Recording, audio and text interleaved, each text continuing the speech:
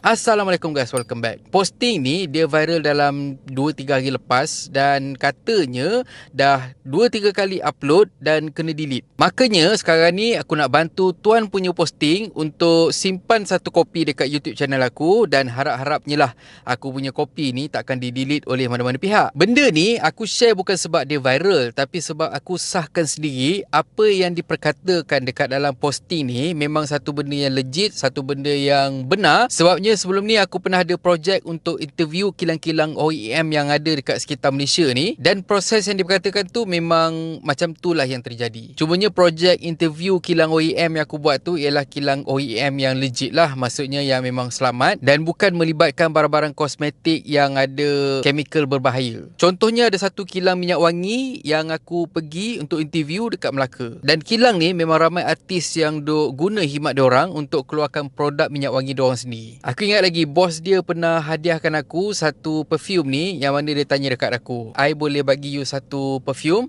you beritahu dekat you nak perisa apa. So aku cakap dengan dia aku nak ada bau-bau buah dan juga macam bau-bau pedas macam tu. So terus dia pergi buat dekat kilang dia bagi aku satu botol. By the way, video pendedahan yang aku nak kongsi untuk korang kali ni agak panjang sikit. Jadinya aku harap korang dah sediakan popcorn sebelum kita mula. Pendedahan ni dibuat oleh seorang bekas founder dan ikutkan kata bekas founder ni, memang ada satu komuniti founder produk yang base dia dekat Kelantan. Tapi bukan boleh simply masuk je komuniti ni sebab diorang akan nilai dan kalau kata kau ada rupa, baru kau boleh masuk. Join komuniti dia. Dan ikutkan apa yang dia katakan oleh individu ni, dia join komuniti ni pada tahun 2016 dan pernah viral video sebelum ni. Dekat dalam tu ada ramai founder-founder yang lain dan dia adalah antara founder ataupun bakal founder yang ada dekat dalam video tu. Okay, first kali dia share dengan kita pasal supplier. Dia kata kilang kosmetik OEM bertaraf GMP ni ada dekat Kelantan, Kedah, Selangor, Perak dan Selangor. Selangor, Perak dan Selangor. Aku dulu guna kilang di Jalan Kelang Lama. Famous sebab time tu dia banyak jadi supplier pomade. Masa aku lawat kilang, aku perasan banyak produk artis dan beberapa jutawan yang aku ingatkan dia ada kilang sendiri. Rupanya OEM juga. Okay, first kali aku share dengan korang apa makna OEM. OEM ialah Original Equipment Manufacturer. Maksudnya sekarang ni dia punya kilang tu dia akan siapkan produk base lah. Produk tu kosong. So korang tinggalnya, korang pilih korang nak produk apa, nak isi kat dalam tu, isi apa. Lepas tu korang tampal korang punya label korang sendiri. Lepas tu korang boleh jual. Dan barang yang sama tu dijual dan digunakan oleh founder-founder produk yang lain. Beza dia ialah dia punya stiker dia ataupun rupa bentuk produk dia tu dan siapa yang jual. Lepas tu GMP pula ialah Good Manufacturing Practice. Maksudnya sekarang ni kilang ni dia akan hasilkan satu produk tu yang mana dia lah yang akan control QC dan sebagainya sebelum dia hantar ataupun dia jual pada founder-founder yang dekat luar sana tu. Okey, selain daripada local OEM factory, ramai juga sebenarnya founder-founder yang menggunakan OEM dekat Thailand. Yang itu yang kita panggil dia produk timbang kati. So kalau kata ambil dekat Thailand tu sebenarnya harga kos dia jauh lagi murah, tapi untuk KKM kita kena buat sendiri. Dan pernah ada case pasal satu founder kosmetik ni yang kantoi gunakan mercury dekat dalam diorang punya produk tu. Yang mana yang guna mercury tu memang datang daripada kilang dekat Thailand lah. Satu advantage kalau buat dekat kilang OEM Malaysia ni, diorang akan settlekan hal-hal berkaitan dengan KKM. Jadinya walaupun harga dia macam costly sikit, tapi sekurang-kurangnya korang bila kata dapat produk tu, korang dah tak payah nak fikir dah pasal cert KKM. Untuk modal pula, dia kata kos produk awal dalam RM15,000. Kos marketing spend minimum RM30,000 termasuk sewa kereta, rumah dan FB IG ads.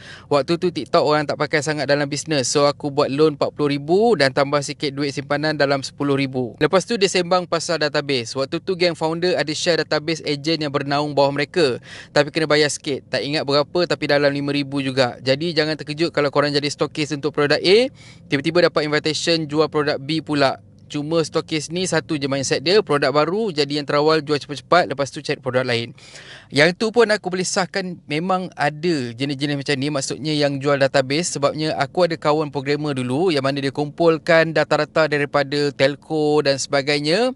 Lepas tu bila kata dah kumpul tu, dia susun. Ada juga contact checklist daripada mereka yang memang rajin membeli, mereka yang rajin jadi stokis, jadi dropship dan sebagainya. Lepas tu data-data ni semua dia pergi jual dekat siapa yang nak lah. Member aku ni pernah offer dekat aku, kalau dapat jual 10,000 kontak tu, dia jual dalam 5,000, dia akan bagi aku separuh. Lebih kurang macam tu. Okey, seterusnya ni yang penting marketing. Ada beberapa founder yang memang ada kereta super mewah, akan bantu bagi kereta dekat kami untuk marketing. Pilih je nak kereta apa, nama akan ditukar sementara kepada nama kami, termasuk interchange number plate dan spray warna baru.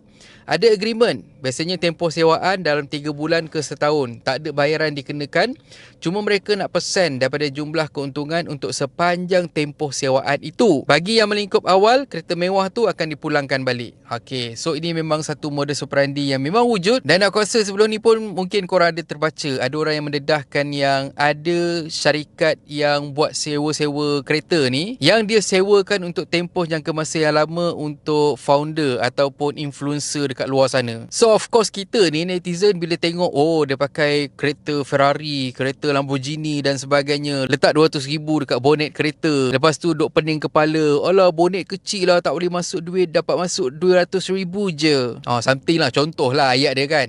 Sebenarnya kereta tu semua bukanlah kereta yang dia beli, tapi disewa. Kita nampak macam kita teruja, orang ni pakai kereta mahal, maksudnya produk dia memang sangat-sangat berjaya dan diyakini ramai, padahal satu produk pun boleh jual lagi.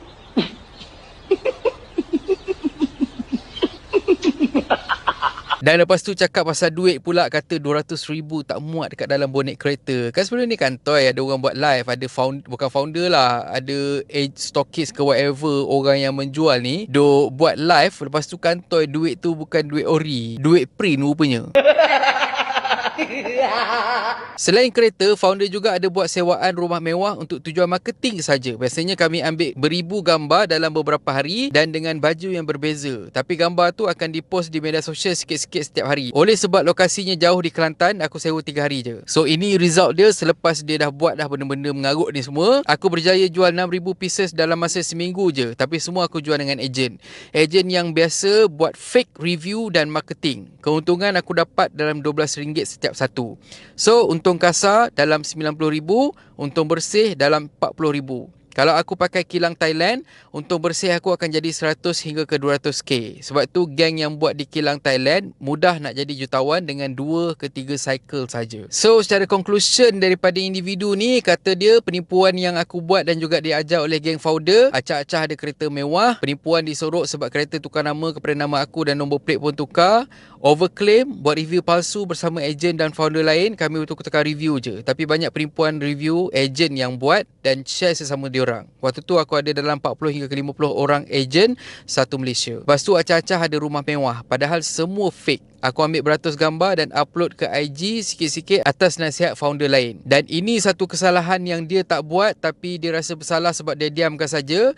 Banyak produk timbang kati lulus KKM sebab apa yang dihantar untuk test lain tapi apa yang dijual tu dijual lain. Harap KKM boleh perbanyakkan operasi. Ini antara skandal penipuan terbesar oleh geng founder ni. Dan kalau tanya aku sendiri pun pernah terfikir untuk buat produk aku sendiri sebab aku ada jumpa, aku ada interview dulu, ada satu kilang OEM dekat Rawang yang suggest dekat aku kalau kata aku nak start buat produk aku sendiri, aku boleh selit order dalam 500 pieces minimum. So 500 pieces untuk produk yang aku nak buat tu dulu tu harga dia dalam 3,000. Itu tak termasuk marketing lah. So waktu tu duit 3,000 tu aku ada lah duit simpanan. And then aku memang terfikir macam okay lah, aku nak try invest, nak buat produk ni semua kan.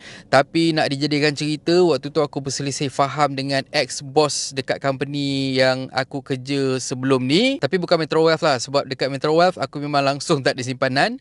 So bila kata bekerja dekat tempat lain tu, aku tersedar dan aku start simpan duit aku. Dan bila aku berhenti kerja tu, aku terus gunakan duit simpanan aku tu untuk survive for that month. Satu lagi yang delay tu sebab aku duk research juga. produk tu okey ke tidak, selamat ke tidak kalau kata pakai benda semua kan. End up sampai ke sudah aku tak buat pun produk tu. Satu lagi aku rasa macam tak selesa lah, unless kalau kata aku sendiri yang amal, aku sendiri yang guna produk tu, aku jual, okey itu lain cerita lah. So fikir apa benda produk aku nak buat, aku tak berani, aku jual baju je lah. Aku rasa tu je lah yang tak adalah nanya orang, betul tak? So apa pendapat korang? Korang percaya tak apa yang individu ni cakap pasal founder produk yang ada dekat Malaysia ni? Kalau tanya aku akan cakap aku takkan share info ni kalau kata info ni satu info yang diragui kesahihan dia. Apa-apa pun berhati-hatilah. Kadang-kadang kita beli tu sebab kita nak support founder-founder produk tu. Tapi macam mana pun fikir-fikir dululah sebelum kita betul-betul nak support.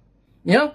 Dan akhir kata pepantun, pagi petang main bola. Ingin jadi wakil negara. Nak kaya berjuta-juta. Orang kiok peduli apa? Dan kalau korang suka konten ada dalam channel ni, please consider to subscribe. Okay? So thank you very much for watching. And have a nice day. Assalamualaikum.